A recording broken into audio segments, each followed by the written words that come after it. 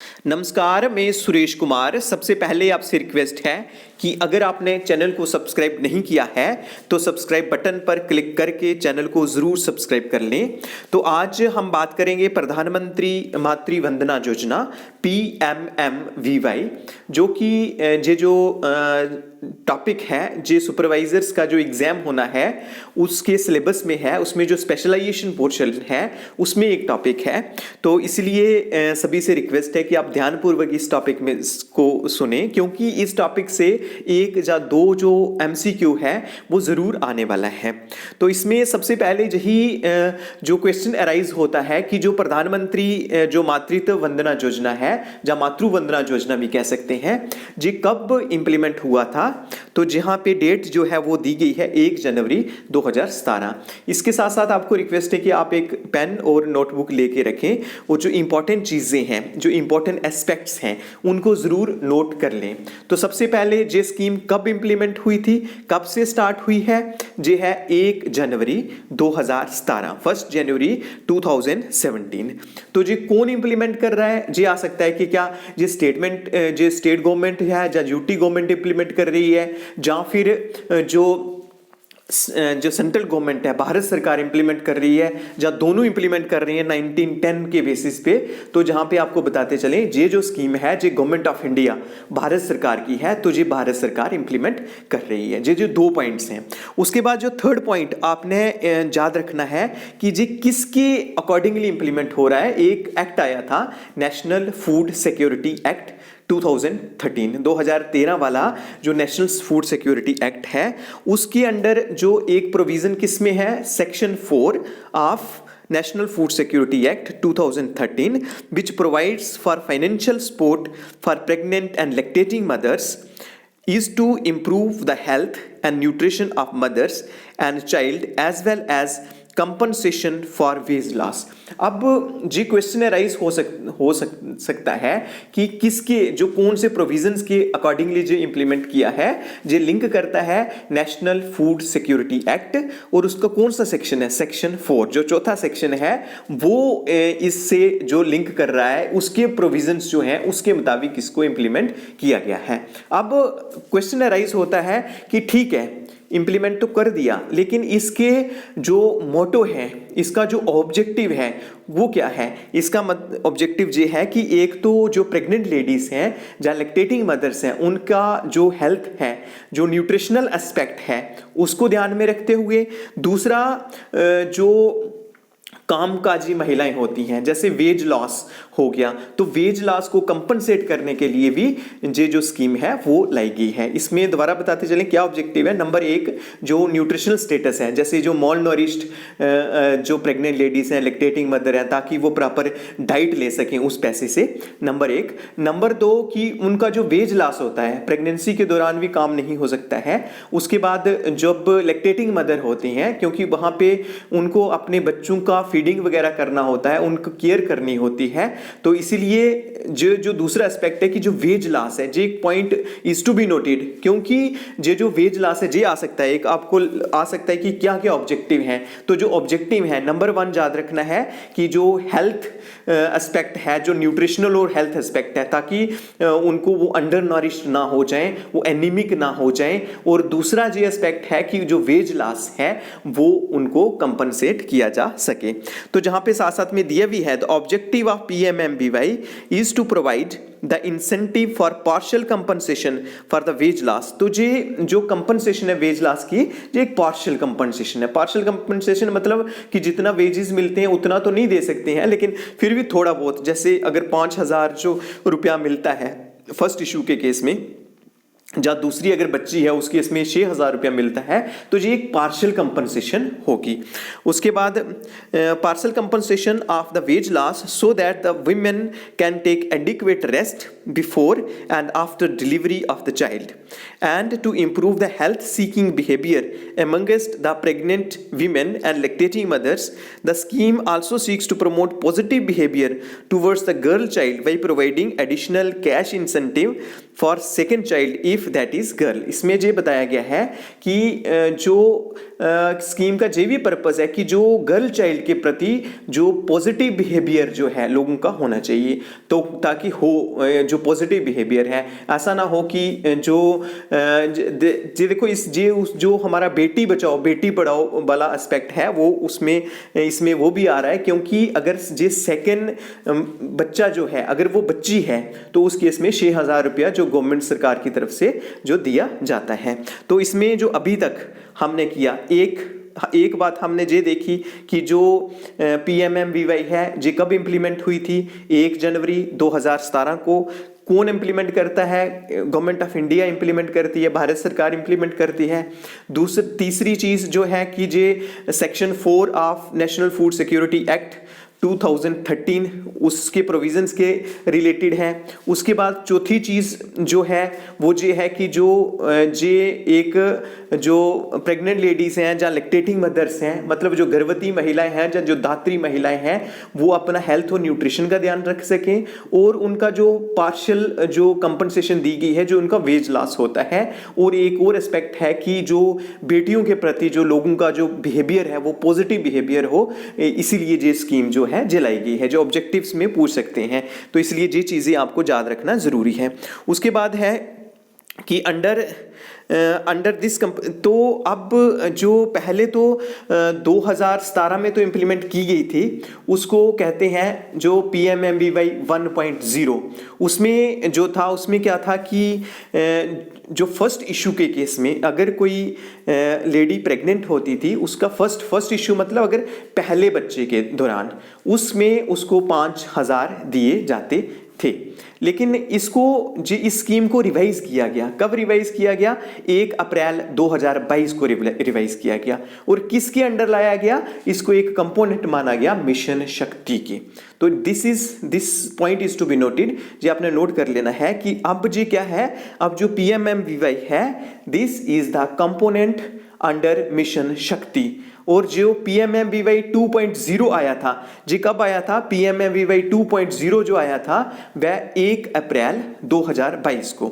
जो PMMVY दोबारा से मैं रिपीट कर रहा हूँ, PMMVY 1.0 आया था 1 जनवरी 2017, इसको रिवाइज किया गया था कब? 1 अप्रैल 2022, 1 अप्रैल 2022 इसको रिवाइज किया गया PMMVY 2.0।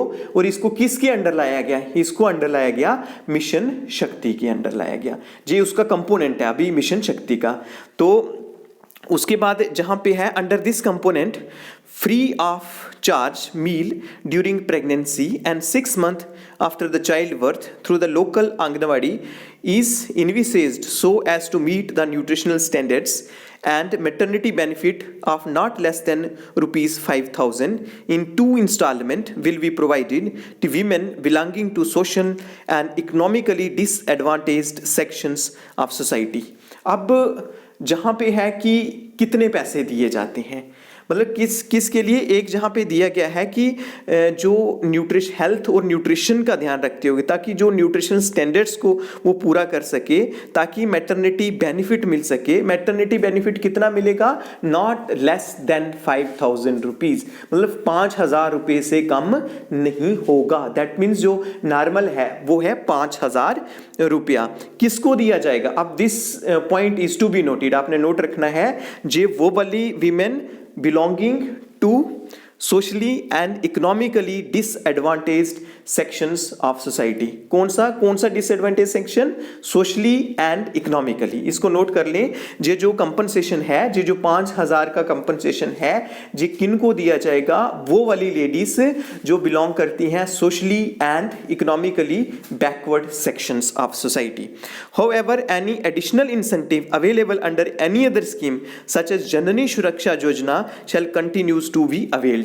इसका ये नहीं है कि अगर PMMVY का बेनिफिट मिल रहा है, जो कौन सा डिपार्टमेंट दे रहा है? जी ICDS, मिशन पोषण दे रहा है, ये मिशन शक्ति के अंडर सॉरी आ रहा है, ये मिशन पोषण के अंडर नहीं है, ये मिशन शक्ति के अंडर है जो पीएमएमबीवाई है। जो मिशन शक्ति के अंडर जो दिया जा रहा है 5,000 रुपया, तो अगर हेल्थ डिपार्टमेंट जननी सुरक्षा योजना के अंडर भी देता है, अगर इंस्टीट्यूशनल डिलीवरी होती है हॉस्पिटल में, उस केस में हेल्थ डिपार्टमेंट जो 1,400 रुपया दिया जाता है वो एडिशन में दिया जाएगा। कहने का मतलब है कि जो आईसीडीएस है मिशन शक्ति के अंडर 5,000 रुपया देगा, और उसके साथ साथ जो हेल्थ डिपार्टमेंट है वो भी 1,400 रुपया देता है जो जननी सुरक्षा योजना के अंडर, तो वो कंटिन्यू रहेगा। The eligible beneficiary would receive the remaining cash incentive as per approved norms towards maternity benefit under Janani Suraksha Yojana after institutional delivery,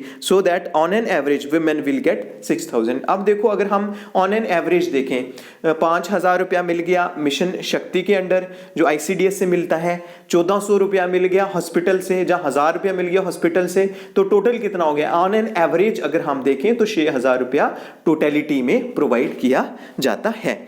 तो अब क्वेश्चन अराइज होता है कि जे क्राइटेरिया कैसे हम फाइंड करेंगे कि जो लेडी है, जो प्रेग्नेंट वीमेन है, जो लैक्टेटिंग मदर है, वो सोशली या एजुकेशनली बैकवर्ड है।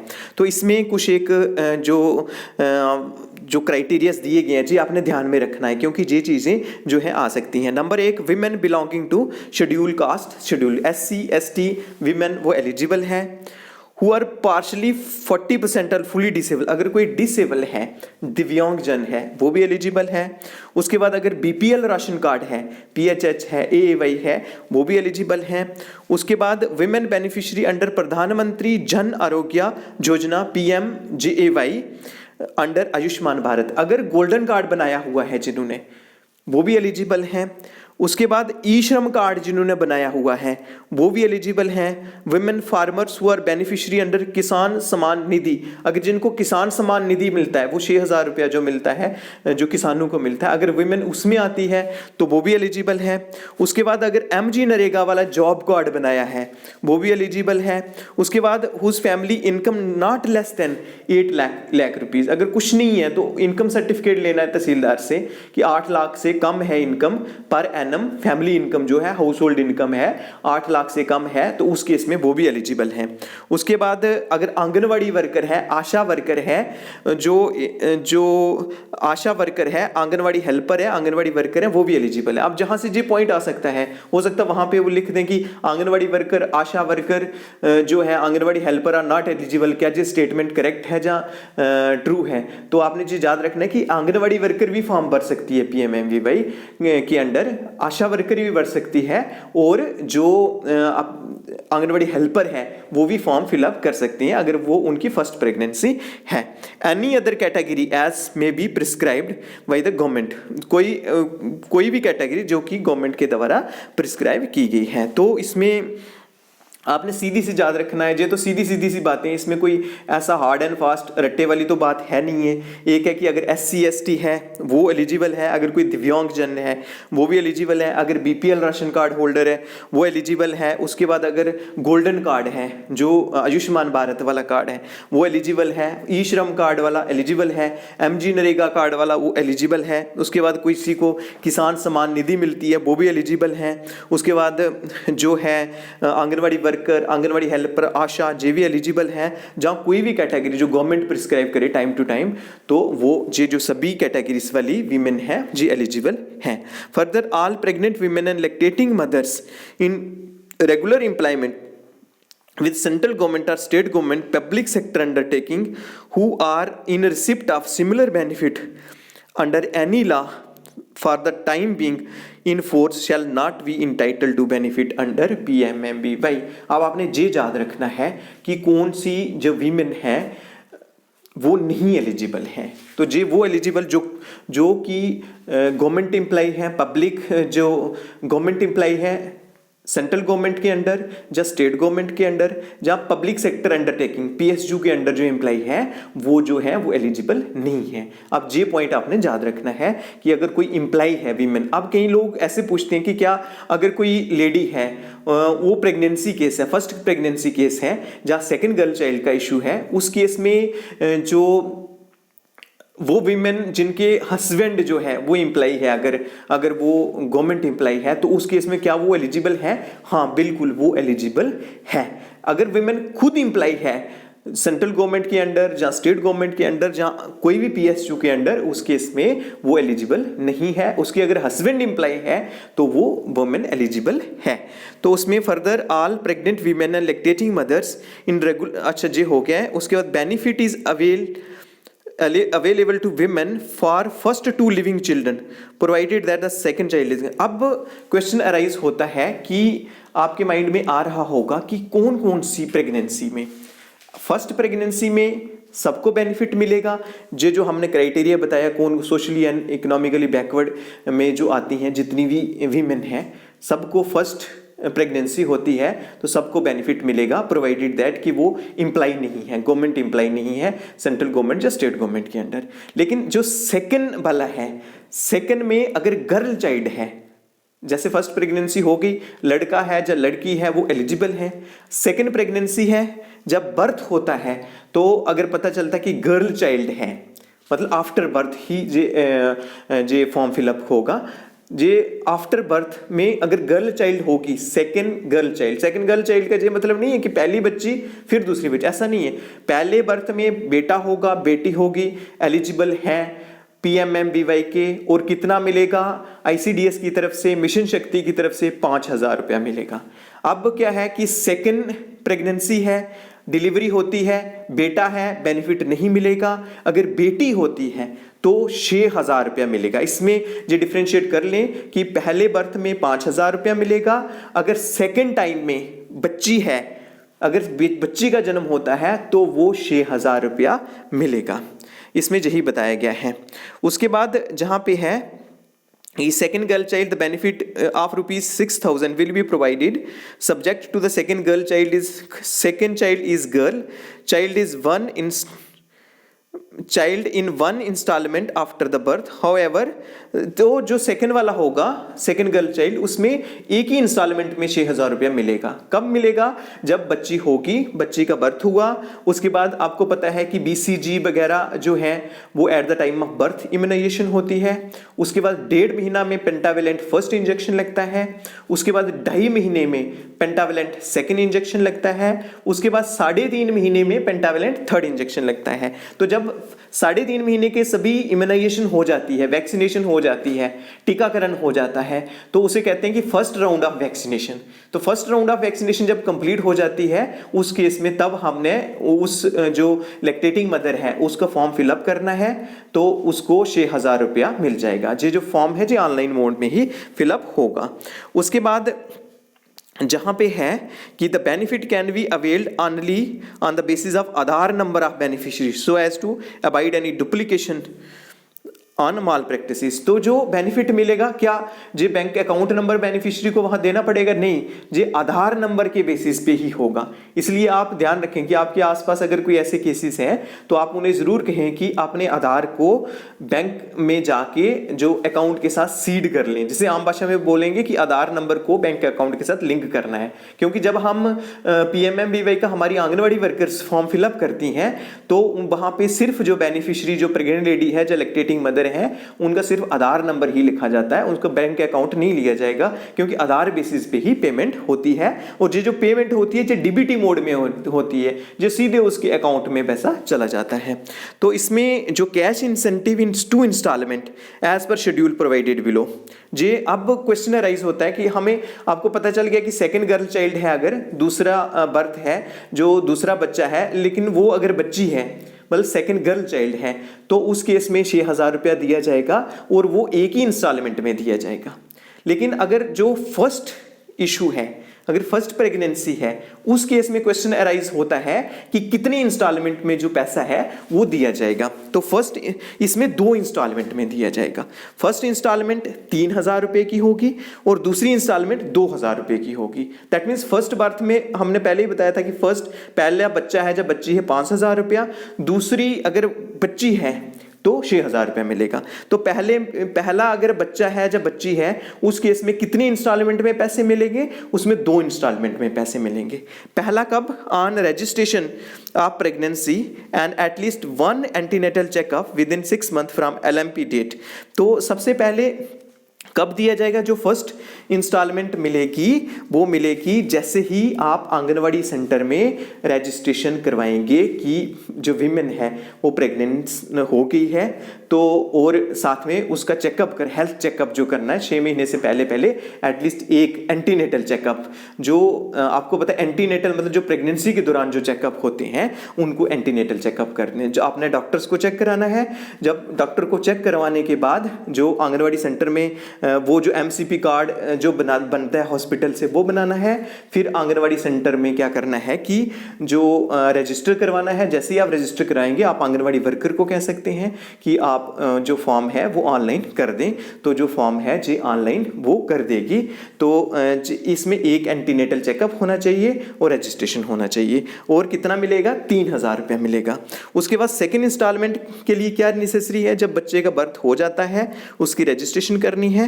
उसके बाद जो जहाँ लिखा है कि the child has receive first cycle of BCG, OPV, DPT and hepatitis B। तो ये जो पहली राउंड है वैक्सीनेशन का, मैंने आपको पहले ही बताया है कि 3.5 महीने में जो वैक्सीनेशन का फर्स्ट साइकिल, जैसे 3.5 महीने का पेंटावेलेंट थर्ड लग गया तो तब आपको आपने दोबारा से उसको update child birth and immunization है वो जब करेंगे उसके बाद 2,000 रुपया और मिल जाएगा। इस प्रकार से जो पहला इशू है, जो पहला बच्चा है उसके केस में 3,000 और 2,000 5,000 रुपया मिल जाएगा। In case of any miscarriage still birth the beneficiary would be treated as fresh beneficiary in the event of future pregnancy. अगर बीच में मिसकैरेज हो जाता है, जहाँ उसके बाद कोई स्टिल बर्थ आता है, स्टिल बर्थ का मतलब होता है कि बच्चा मरा हुआ पैदा हुआ है। जहाँ मिसकैरेज मतलब वो आगे जो वेस्ट हो गई है प्रेगनेंसी, तो उस केस में अगर दोबारा से फॉर्म फिलअप करेंगे तो उसको फ्रेश बिगिनिंग ही माना जाएगा, वो दोबारा से फिलअप कर सकते हैं। तो उसके बाद procedure of procedure for subsuming registered beneficiary under PMMBY 1.0 in PMMBY 2.0। अब क्वेश्चन अराइज आपके माइंड में आ रहा होगा कि सर हमने तो 1-2 जगह पढ़ा था, वहाँ तो बता रहे थे कि जी 3 इंस्टॉलमेंट में पैसा मिलेगा। अगर हम गूगल में सर्च भी करते हैं तो वो 3 इंस्टॉलमेंट में पैसा मिलेगा। तो आपने वो जो वहाँ पे लिखा हुआ है वो PMMBY 1.0 के लिए लिखा हुआ है, जो कि 1 जनवरी 2017 में इंप्लीमेंट हुई थी। तो उसमें क्या था, उसमें ये था कि 3 इंस्टॉलमेंट में पैसा मिलता था।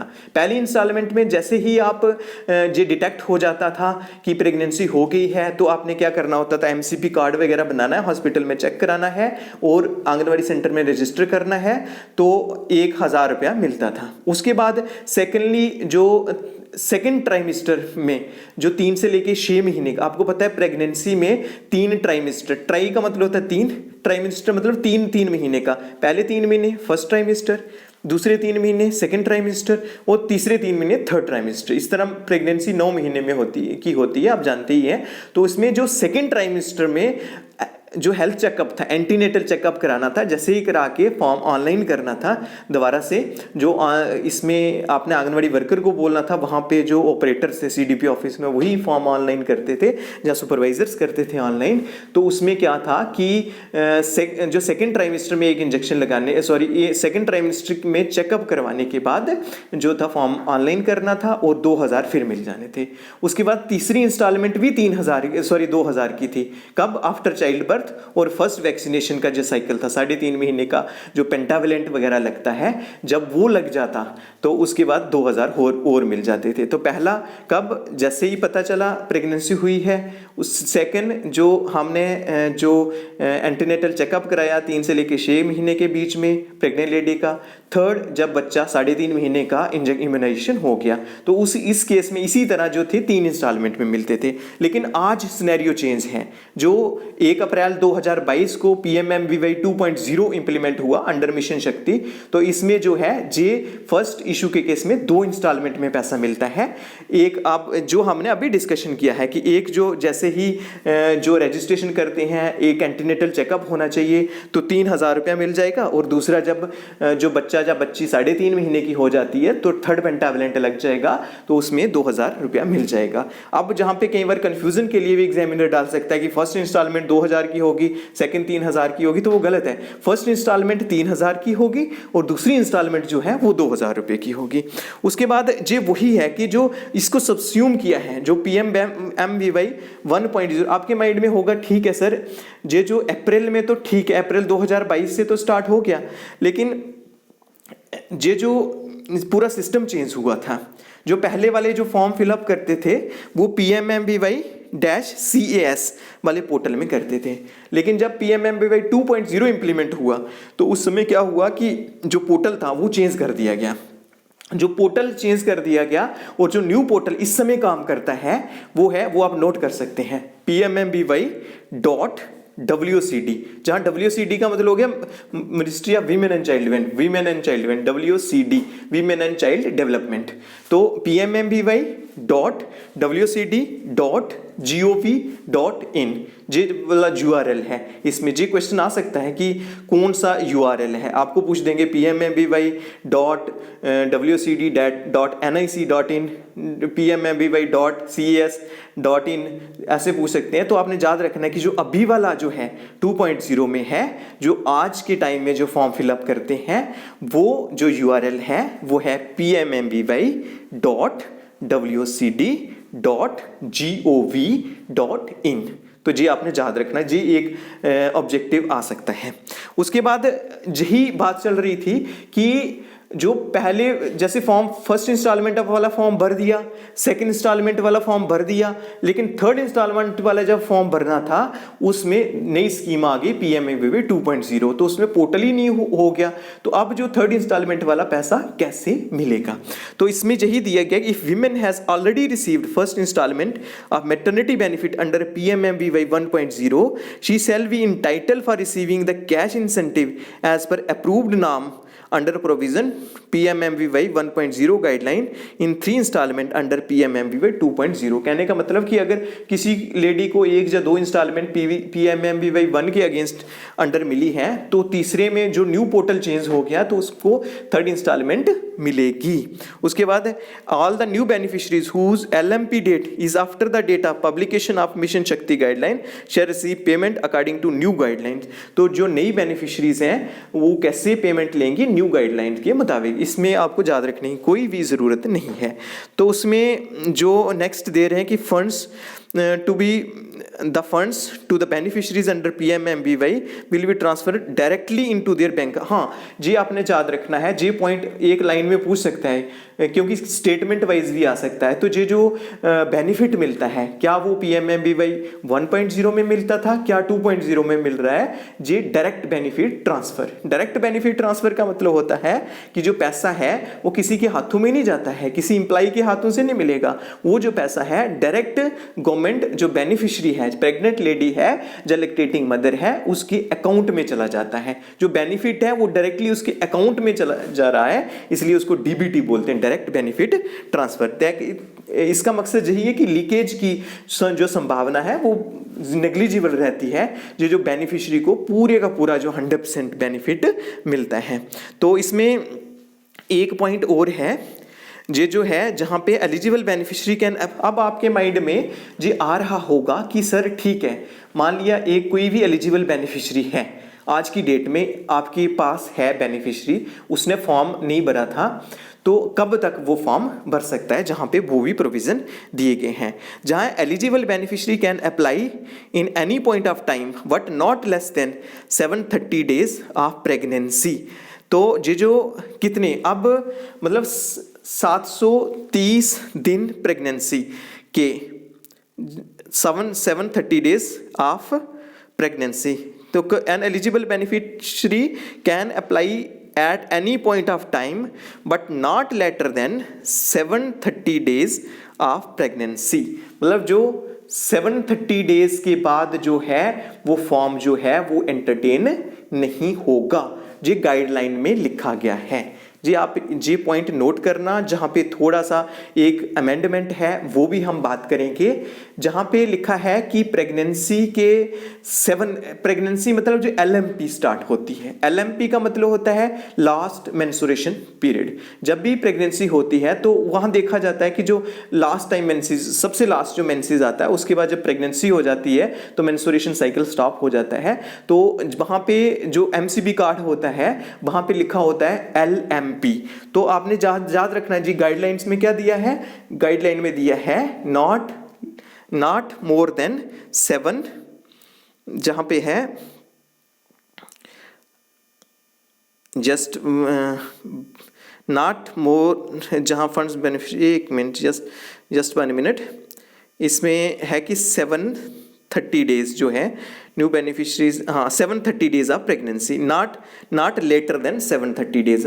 LMP से काउंट करना है 730 डेज, उसके बाद जो है वो बेनिफिट नहीं मिलेगा। लेकिन अब ये थोड़ा चेंज है, क्योंकि हम इन्हीं जो स्कीम्स हैं इनको इम्प्लीमेंट कर रहे हैं, तो टाइम टू टाइम जे गवर्नमेंट ऑफ इंडिया ही लेटर भेजती है। तो आज का जो जे रिवाइज्ड है जे है 570 डेज। अब इसको याद कैसे रखना है, 570 डेज इस तरह याद रखना है। आपको पता है कि जो प्रेगनेंसी है वो LMP से स्टार्ट करें तो वो 9 महीने तक रहती है। अगर एक महीने में एवरेज 30 दिन लगाएं तो 9 × 3 27, तो 270 डेज, मतलब 9 महीने में मल्टीप्लाई करें 30 को तो वो 270 दिन हो जाते हैं। तो प्रेगनेंसी कितने दिन रहती है, 270 दिन रहती है। उसके बाद अगर दोबारा बच्चा देखें, 9 महीने का जब बच्चा हो जाता है तो दोबारा से वो 270 दिन, 270 को 270 से प्लस करेंगे तो वो 540 दिन बनते हैं। तो इस एक महीने को और प्लस कर देंगे तो वो कितने दिन होंगे, 570 दिन होगी। तो आज की जो न्यू गाइडलाइंस हैं उनके मुताबिक कितना टाइम के अंदर अंदर आप फॉर्म फिलअप कर सकते हैं, 570 दिन के अंदर अंदर। अगर दूसरे वर्ड में बोले तो बच्चा जब 10 महीने का है, 10 महीने का अगर हो जाएगा, उसके बाद आप कहें कि PMMVY फर्स्ट या PMMVY सेकंड का फॉर्म भरना है तो फॉर्म नहीं भरा जाएगा। तो कितना बच्चा 10 महीने का हो जाएगा बच्चा, उसके बाद फॉर्म नहीं भरा जाएगा। 10 महीने तक बच्चा है तब तक आप फॉर्म फिलअप कर सकते हैं। नंबर 1। अगर डेज की टर्म में देखें तो कितना है, 570 डेज। जो न्यू गाइडलाइंस हैं, हो सकता है क्योंकि जो एग्जाम है, एग्जाम में क्या हो सकता है कि जो एग्जामिनर है उसके पास तो यही डॉक्यूमेंट है जिसको हम पढ़ रहे हैं, जो मिशन शक्ति वाला जो डॉक्यूमेंट है, जो विजन डॉक्यूमेंट जो है, अगर उसके पास यही है तो एग्जामिनर इसी से लिख देता है।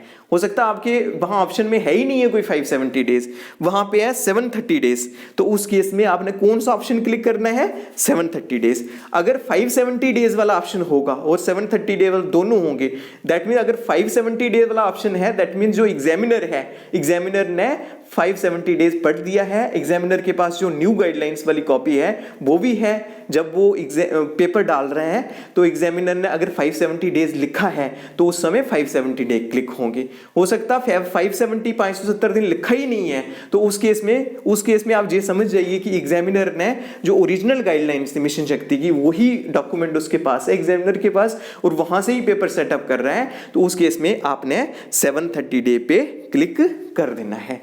तो उसके बाद यही जो द स्टेट विल, ये जो मेन चीज़ें होगी क्लियर। उसके बाद जहाँ पे ये भी लिखा है कि if beneficiary deliver twin triplet in her second pregnancy with one or more child as girl, then she will be receiving incentive of second girl child. अच्छा, अब क्वेश्चन राइज होता है कि जब फर्स्ट इश्यू में हमने बताया था कि अगर पहला बच्चा है उस केस में अगर बेटा है, जब बेटी है, बेनिफिट मिल जाएगा।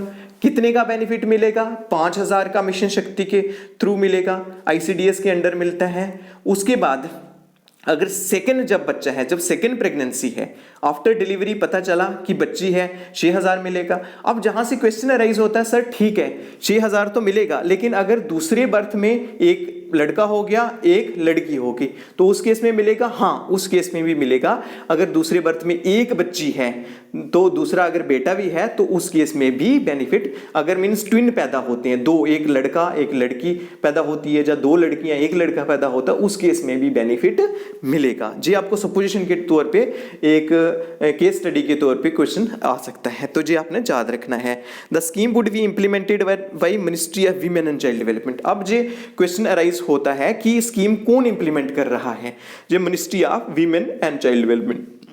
आपके माइंड वहाँ पे जो पूछ सकते हैं कि जो PMMBY है जो ministry of health and family welfare implement कर रही है, ministry of women and child development कर रही है, both of these, none of these, तो कौन है? MOWNCD, ministry of women and child development. At central, while at central level पे ministry of women and child development implement कर रही है, while at UT and state level the concern state have the option to implement scheme either through ministry of women and child development, social welfare department or health department. Procedure to be followed for services under PMMBY in annexure second। तो जहां पे आपने याद रखना है कि central level पे कौन इंप्लीमेंट कर रहा है? Ministry of women and child development, महिला एवं बाल विकास मंत्रालय। तो अगर स्टेट लेवल पे, वहां पे स्टेट को दिया गया है कि सोशल वेलफेयर भी इंप्लीमेंट कर सकता है मिनिस्ट्री, अगर वहां पे अलग से मिनिस्ट्री है वीमेन एंड चाइल्ड डेवलपमेंट की, ठीक है, वो भी कर सकती है इंप्लीमेंट। तो उसके बाद अगर हेल्थ का, कई स्टेट्स ऐसी हैं कि स्टेट लेवल पे जाके जो हेल्थ डिपार्टमेंट इंप्लीमेंट कर रहा है, तो स्टेट लेवल में अलग अलग है। स्टेट में 3 ऑप्शन है, एक है सोशल वेलफेयर, दूसरा है जो ICDS, और तीसरा जो है जो हेल्थ डिपार्टमेंट जे भी इंप्लीमेंट कर रहा है। लेकिन जो सेंट्रल लेवल पे जो इंप्लीमेंट हो रही है वो ministry of women and child development के थ्रू इंप्लीमेंट हो रही है। The PMMBY is implemented through web based management and information system MIS software by प्रधानमंत्री मातृ Vandana Yojana common application software PMCS which is used an effective tool for regular monitoring. तो जो पहले वाला था वो था PMMBY-CES, लेकिन अब जब ये डॉक्यूमेंट बना था तब तो यही था PMMBY-CES, लेकिन अब चेंज हो गया है। अब कौन सा है? अब है PMMBY.WCD.gov.in। तो 2 मिनट के लिए हम वहीं चलते हैं जो आपने फॉर्म रजिस्टर करना है। जैसे मैंने यहाँ पे फॉर्म ओपन कर रखा है, तो इससे पहले आपको बता दें कि हो सकता है एक क्वेश्चन और जहां अराइज हो सकता है कि आपने जो PMMBY है वो इंप्लीमेंट करना है, जो फॉर्म भरना है एक बेनिफिशियरी को, तो उसके पास क्या ऑप्शन है, कौन फॉर्म भर सकता है? अब है 2 पोर्टल हैं, एक सिटीजन पोर्टल है, एक डिपार्टमेंट वाला पोर्टल है। तो सिटीजन पोर्टल में वो जो प्रेग्नेंट लेडी है वो खुद भी फॉर्म फिलअप कर सकती है। जो दूसरे वाला पोर्टल है, डिपार्टमेंट वाला पोर्टल है, उसमें जो आंगनवाड़ी वर्कर, जैसे हम कह रहे हैं हेल्थ डिपार्टमेंट पे आशा वर्कर भी फॉर्म फिलअप कर सकती है। लेकिन जम्मू कश्मीर में 2 ही ऑप्शन हैं, एक है सिटीजन खुद भर सकता है, वो प्रेग्नेंट लेडी या उनके हस्बैंड या उनके फादर फिलअप कर सकते हैं सिटीजन पोर्टल में जाके। दूसरा जो ICDS में आंगनवाड़ी वर्कर हैं, वो जो फॉर्म है आंगनवाड़ी वर्कर को ID अलॉट हुई है, वो फॉर्म जो है वो अपलोड कर सकती हैं। तो आप जहां देख ही रहे होंगे सबसे ऊपर क्या है? PMMBY.WCD.gov.in, ये आपने याद रखना है। उसके बाद जहाँ पे बेनिफिशियरी रजिस्ट्रेशन, अब मैंने फॉर्म ही ओपन कर रखा है, तो जहाँ पे पर्सनल प्रोफाइल पहले ही दिया है, is beneficiary an employ in central government, state government और PSU, तो अगर यस है तो वो एलिजिबल नहीं है। दैट मीन्स ये क्राइटेरिया है कि जो बेनिफिशियरी है वो इसमें स्टेट गवर्नमेंट की एम्प्लॉय जो है, गवर्नमेंट की एम्प्लॉय नहीं होनी चाहिए। उनके हस्बैंड एम्प्लॉय होंगे, कोई बात नहीं, बेनिफिट मिलेगा। तो जहाँ पे है applying for first child, second girl child. फिर जो मेन पॉइंट है जहाँ पे कैटेगरी वगैरह भी दी जाती है, तो जहाँ पे है आइडेंटिटी नंबर, उसके बाद एलिजिबिलिटी क्राइटेरिया में कौन कौन से, जैसे एलिजिबिलिटी क्राइटेरिया में सब डॉक्यूमेंट आते हैं कि 8 लाख से इनकम कम होनी चाहिए, वही बात है। MG नरेगा जॉब कार्ड है, इसमें से कोई एक ही क्लिक करना है। किसान सम्मान निधि वाला कार्ड है, ई श्रम वाला कार्ड है, आयुष्मान भारत वाला कार्ड है, BPL राशन कार्ड है, 40% अगर कोई डिसेबिलिटी है वो वाला कार्ड है, ST वुमेन है, SC है, आंगनवाड़ी वर्कर आशा हैं, ठीक है। उसके बाद women beneficiary holding ration card, अगर किसी के पास वो राशन कार्ड कौन कौन सा BPL वाला राशन कार्ड है तो उस केस में वो भी चलेगा। Holding ration card under national food security act 2013। तो ये जो वाले हैं ये डॉक्यूमेंट ये चाहिए होते, इसमें से कोई एक डॉक्यूमेंट चाहिए होता है। तो उसके बाद यही जो मेन एस्पेक्ट थे इसमें, जे जो फॉर्म है जे फॉर्म लिया जाता है और जहाँ पे आधार ही जो अपलोड होता है वो लास्ट में जो है जे फॉर्म सबमिट किया जाता है। तो एक बार अगर आप रिवाइज करना चाहें तो सबसे पहले एक पॉइंट हमने देखा कि सबसे पहले कब इम्प्लीमेंट हुई थी, 1 जनवरी 2017 को।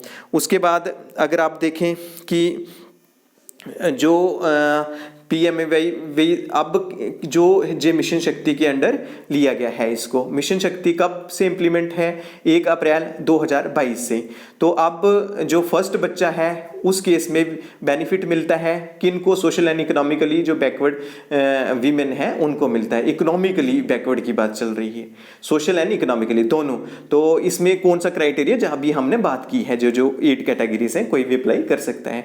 तो फर्स्ट बच्चा है उस केस में 5,000 मिलता है। तो सेकंड केस में अगर बच्ची होती है तो 6,000 रुपया मिलता है। तो ये पोर्टल है, पोर्टल pmmy.wcd.gov.in, इस पे जाके जो फॉर्म है वो फिलअप करना है। जो सिटीजन खुद भी भर सकता है, या आंगनवाड़ी वर्कर जहाँ जो वो भी भर सकती हैं। अब एक इसमें मैं ऐड करना चाहूँगा, इसमें जो फॉर्म है जे ऑनलाइन मोड में आंगनवाड़ी वर्कर अपने पोर्टल में भरेगी।